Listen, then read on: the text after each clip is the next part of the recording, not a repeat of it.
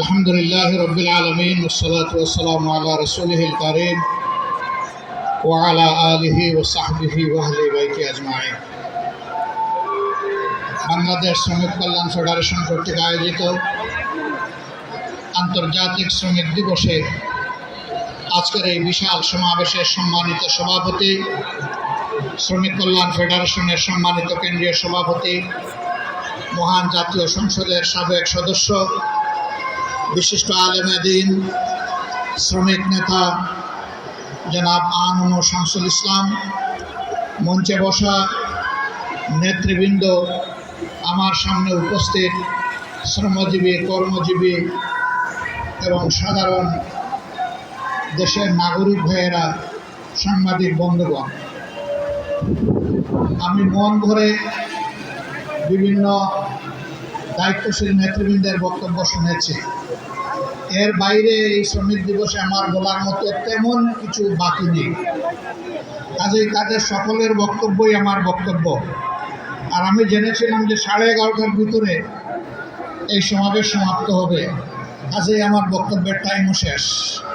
এখন জাস্ট কাটায় 11:30 বাজে।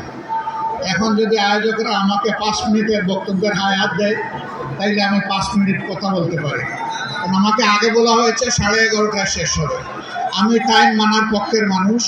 ঠিক 11:30 এখন বাজতেছে।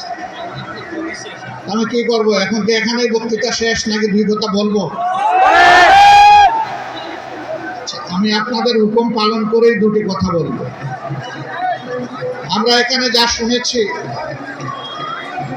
শ্রমিক এবং কর্মজীবী মানুষ, শুধু শ্রমিক না, শ্রমিকদের বাইরে শ্রমিকের একটা সংজ্ঞা আছে, আবার কর্মজীবীরও আলাদা একটা সংজ্ঞা আছে।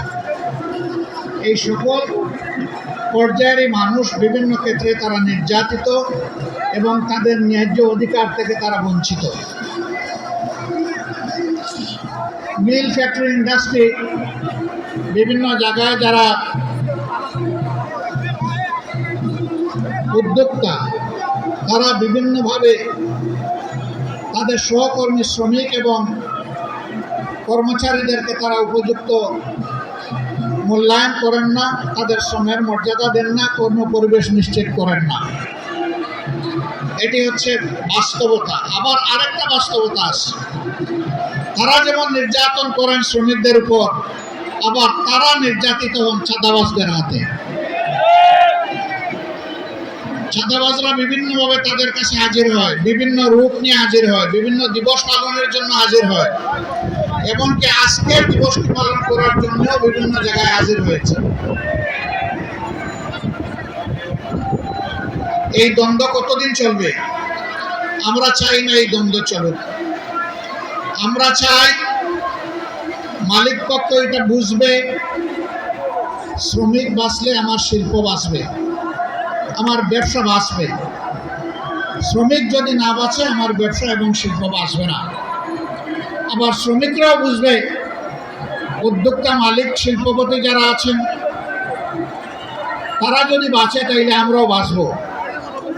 কারণ আমার কর্মস্থলটাই যদি ধ্বংস হয়ে যায়, আমি দাবিটা করব কার কাছে? এই জন্য উভয় পক্ষেরই এখানে দায় আছে, দায়িত্ব আছে। সত্যিকার অর্থে আমরা যদি একটি টেকসই বাংলাদেশ গড়তে চাই, একটি শান্তির বাংলাদেশ গড়তে চাই, তাহলে সমাজকে হাতে হাত ধরে পরস্পরকে সম্মান এবং ভালোবাসা দিয়ে এই সমাজকে গড়ে তুলতে হবে। যেদিন মালিকরা শ্রমিকদেরকে মন ভরে আদর করবেন এবং সম্মান দিবেন, তারা নিশ্চিত থাকতে পারেন শ্রমিক তার 16 আনার শক্তি উজাড় করে এই মালিকের পাশে থাকবে। আর শ্রমিক যতদিন পর্যন্ত অনুভব করবে যে আমার মালিক তো আমাকে মানুষই মনে করে না, আপনি ধরে নেবেন সেও আপনার শিল্পের সংরক্ষণের দায়িত্বও কিছু মনে করবে না। উভয় পক্ষ আমরা ক্ষতিগ্রস্ত হব। এই জন্য শ্রমিক কল্যাণ ফেডারেশনের মূল কাজটি হচ্ছে মালিক এবং শ্রমিকের সমন্বয়ে একটি